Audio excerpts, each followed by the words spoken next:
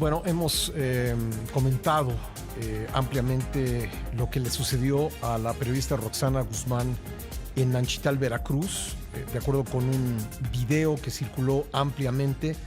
Pues entraron hombres armados a su casa tirando la puerta con un marro y pues se la llevaron. La grabación se corta, pero sabemos que se la llevaron y no ha aparecido desde que sucedió esto. La verdad es que Veracruz ha sufrido pues muchas agresiones en contra de periodistas. De hecho, es el estado del país más peligroso para ejercer este oficio, pero nunca habíamos visto algo así. El secuestro de alguien, ni siquiera digo periodista, de cualquier persona, grabado en video por parte de hombres que entran en un domicilio y se llevan a esa persona. Es lo que le ocurrió a Roxana Guzmán en el estado de Veracruz. Vamos a platicar al respecto con Leopoldo Maldonado, director de Artículo 19 para México y Centroamérica. Polo, gracias por estar con nosotros.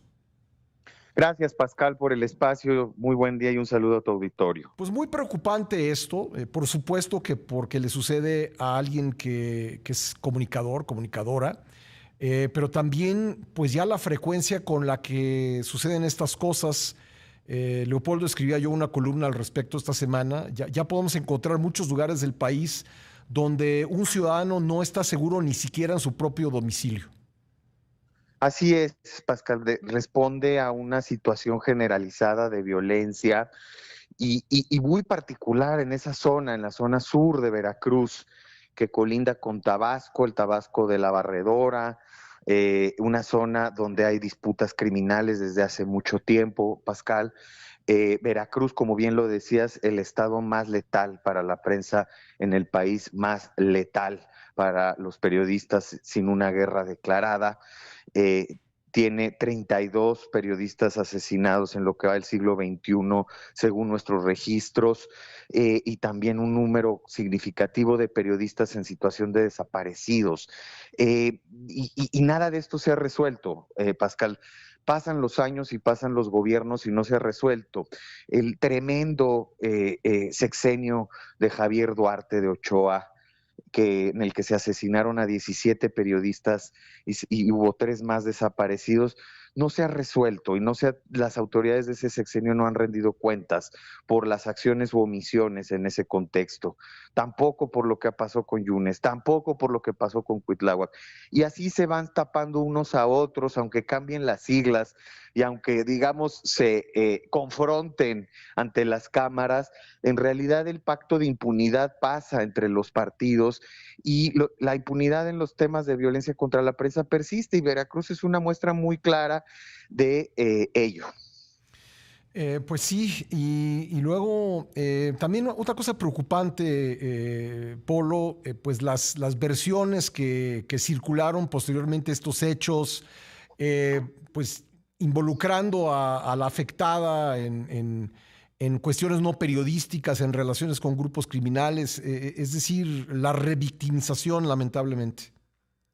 Sí, Pascal, es muy lamentable. Y fíjate que el Veracruz, otra vez, no, con esto no quiero deslindar a quienes gobiernan hoy, al contrario, hay que hacerlos responsables también por lo que no resuelven del pasado, pero Veracruz fue el laboratorio de esa práctica de comunicación social por parte primero de la Procuraduría y luego Fiscalía, de revictimizar, ¿no? Recuerda el caso de Regina Martínez, recuerda el caso de Gregorio Jiménez, recordemos el caso de Moisés, casos muy recientes también en diferentes partes del estado, en donde se trata de criminalizar a las víctimas, que en este caso no se pueden defender ellas mismas, ¿no? Nosotros seguimos con una exigencia puntual, que no enrarezcan el ambiente y que no traten de justificar mediante esta estrategia de comunicación a través de voceros oficiales y oficiosos, no traten de deslindar su responsabilidad. Su obligación es muy clara,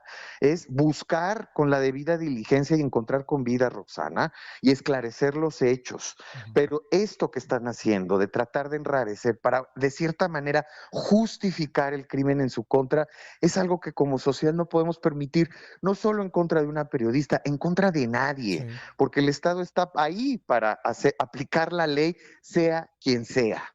Pues sí, bien dices en contra de nadie. Yo no voy a hacerme eco de esas versiones, pero suponiendo sin conceder que alguien que desaparece estuvo involucrado en algún hecho delictivo, aún así la autoridad tiene la obligación de encontrarlo o encontrarla y en todo caso, si alguna falta cometió, pues llevarla a abrirle un proceso, pero esto simplemente hace que la autoridad, que es la que tiene la obligación, pues se lave las manos y diga que no tiene necesidad de buscar a una persona que presuntamente estuvo involucrada en delitos.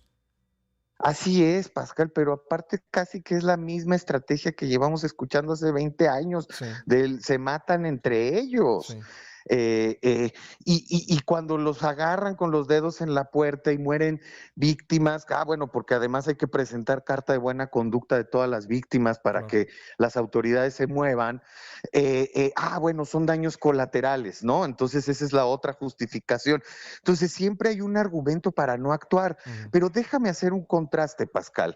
Esa misma fiscalía ¿Sabes qué, que Polo? hoy es incapaz. Para no interrumpirte, porque va a caer un corte en este momento, permíteme si eres tan amable, vamos a la pausa Por y regresamos supuesto. a seguir con eso. Estamos conversando con Leopoldo Maldonado, director de Artículo 19 para México y Centroamérica, sobre la desaparición de la periodista veracruzana Roxana Guzmán, quien fue sacada de su casa por hombres armados en Nanchital y hasta ahora pues no se sabe de ella. Me ibas a hacer un comentario sobre la Fiscalía Veracruzana, Polo. Sí, sí, Pascal, es que mira cómo contrasta hace 6 meses esa misma fiscalía, inclusive la Fiscalía Regional del Sur, persiguiendo con eficacia, con urgencia, con diligencia al periodista Rafael León Segovia, Ujú. acusado de terrorismo y de otros delitos y detenido el 24 de diciembre. ¿Recuerdan ese caso? Eh, Afortunadamente salió, se cayó el delito de terrorismo, le dejaron otros. En principio estuvo en prisión domiciliaria, también la tumbaron de sus abogados mediante un amparo, pero ahí está el contraste. O sea, es una fiscalía y las autoridades públicas mexicanas en general, lo que estamos viendo en San Luis Potosí, 3 personas encarceladas por estos delitos absurdos de inteligencia artificial, carpetas de investigación armadas contra periodistas como Rodolfo Ruiz en Puebla. Algo tiene que empezar a preocuparnos cuando vemos que las autoridades de procuración de justicia son muy eficaces para perseguir a las voces críticas, pero no para protegerlas y no para garantizarles justicia.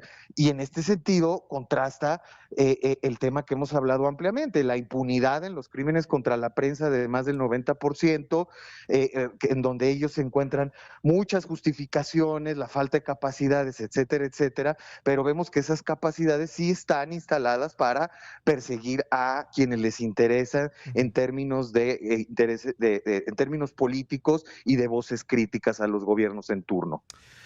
Hay de todo en nuestro oficio, como hay de todo en la vida, pero yo tengo la impresión de que además de la impunidad que caracteriza al estado de Veracruz, creo que también hay mucha de la razón por la que ese estado pues es el epicentro de las agresiones en contra del periodismo, es porque tengo la impresión, Polo, no sé cuál tienes tú, que el periodismo veracruzano no se ha dejado, que a pesar de pues, haber tenido una serie de gobernadores impresentables en los últimos años, el periodismo veracruzano ha hecho su trabajo.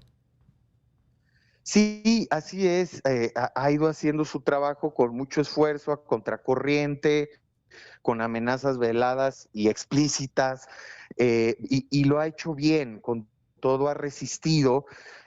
Lo que sí vemos es que es un periodismo muy lastimado. Las personas nos cuentan, hay miedo, hay también reservas, hay recelo, hay rencillas, porque esto es lo que se logra, pues se rompe el tejido social en general, pero también las redes de confianza entre periodistas, en una guerra de desgaste, porque eso es lo que está pasando en territorios como el de Veracruz, en donde entra un grupo criminal, sale otro, las autoridades se alían con el nuevo, etcétera, etcétera, y eso va desgastando también las redes de confianza, pero aún así hay resistencia, y a pesar de estas narrativas que, repito, Veracruz es un laboratorio muy claro de cómo desprestigiar a las víctimas, pues ha resistido el periodismo.